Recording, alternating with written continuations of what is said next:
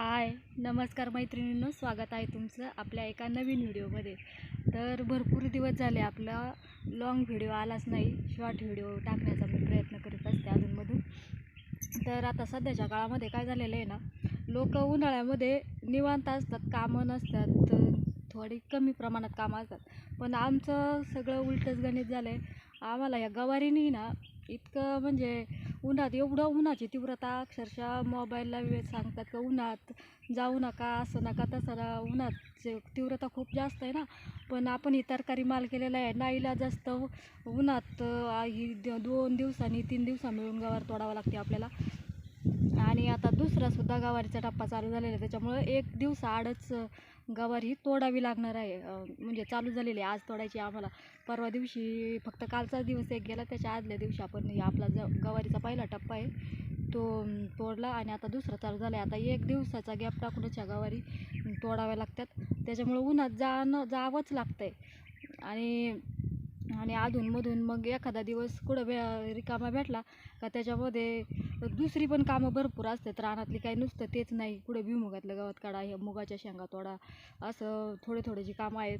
त्यातून आपली उन्हाळी कामं त्या दिवशी दाखवलं मी तुम्हाला. लोणचं घातलं, थोड्याशा कैऱ्या बिऱ्या फोडल्या, ते नंतरून घातलं. लोणचं खायला पण सुरुवात झाली, पण ते दाखवणं काय मला तुम्हाला झालंच नाही. आणि आणखीन ते लोणचं थोडंसं खूपच कमी झालं. मला वाटलं भरपूर होईल, पण ते सुकून खूपच कमी झालं.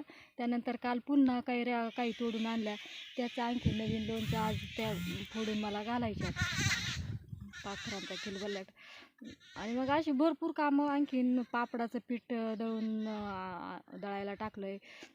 हरभरे मी एकदा पाठीमागं नीट केले होते, ते व्यवस्थित नीट करून मोजून बिजून गिरणीमध्ये हे करायला दिले, डाळ करायला पाठवली. हे मूग हे केलं, तोडलं, ते कुटल्या शेंगा त्या नीट केल्या आईनी, त्या मोजून मुगाचं डाळ करायला ती पण गिरणी दिली.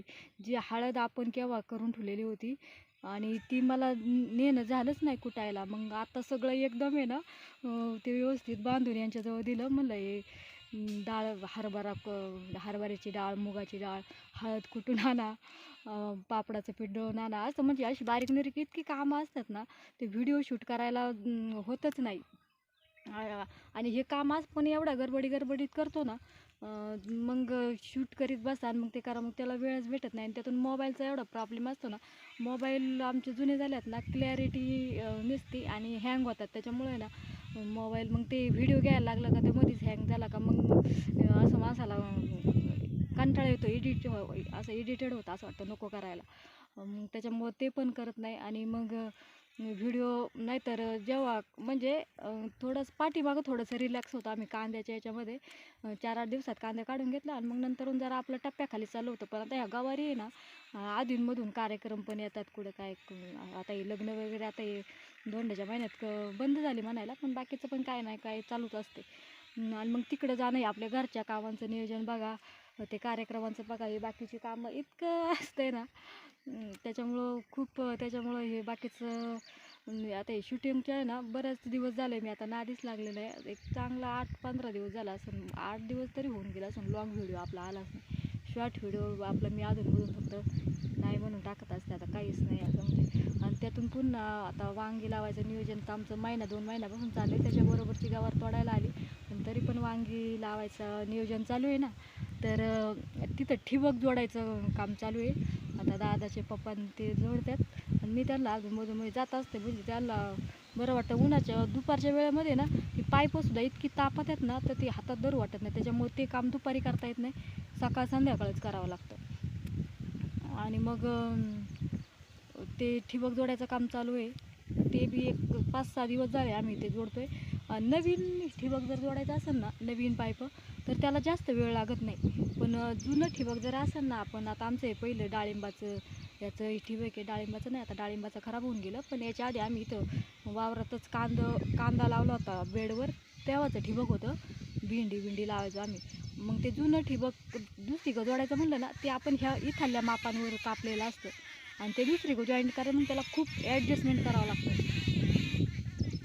खूप ॲडजस्ट करावं लागतं. त्याच्यामुळे ना इतकं डोक्याला कलई झाली ना, असं वाटतं ते नवीन टाकलं असतं ना तर एवढा वेळ नसता लागला आपल्याला.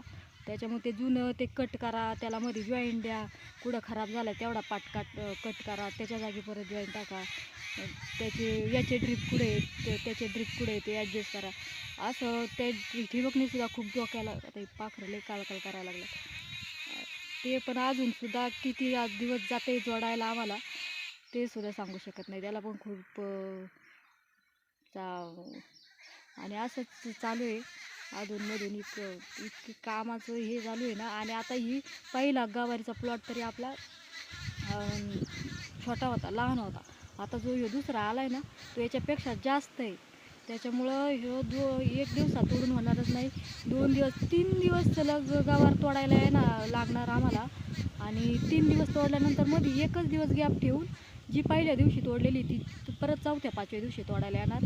म्हणजे आणखीन जास्त कसरत आम्हाला इथून पुढं चालू होणार आहे.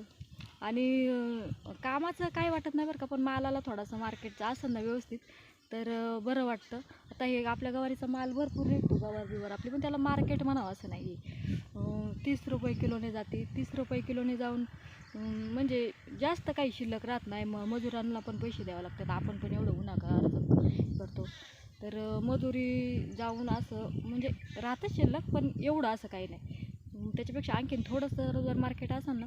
आणि विशेष म्हणजे गेल्या वर्षीसुद्धा हीच परिस्थिती. गेल्या वर्षीसुद्धा गवारीला मार्केट हेच होतं, 30 रुपयांनीच होतं. आणि मग परवडत नाही जास्त. आणि मग आपण उन्हाचं एवढं करतो त्याच्यामुळे मग इंटरेस्ट राहत नाही आपल्याला त्या कामात बी आणि आणखीन दुसऱ्या कामात पण नाईलाज असतो, आपल्याला करावं लागतात. आपण ही गवार लावली म्हणजे आपल्याला तोडणं भाग आहे, असं आहे. आणि आणखीन 3 वर्षापूर्वी जेव्हा आम्ही गवार लावली होती ना, मार्केट असं स्टेबल राहतच नाही.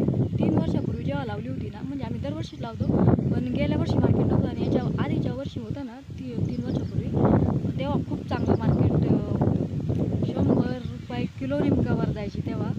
आणि मग भारी वाटायचं. तेव्हा एकदम कमी होती. आणि तेव्हा मग असं आहे आपल्या शेतकऱ्याचं. आता कांद्याला पण सध्या भाव नाही आहे. ह्या तरकारी माल करतो आपण, यालासुद्धा मार्केट नाही आहे. त्याच्यामुळे इंटरेस्ट माणसाला थोडासा कमी होतो शेतीमध्ये. पण चला, पर्याय नाही. तर व्हिडिओ अशा अधूनमधून नाही रोज बनलं तरी 1-2 दिवसातून टाकण्याचा मी प्रयत्न करीन.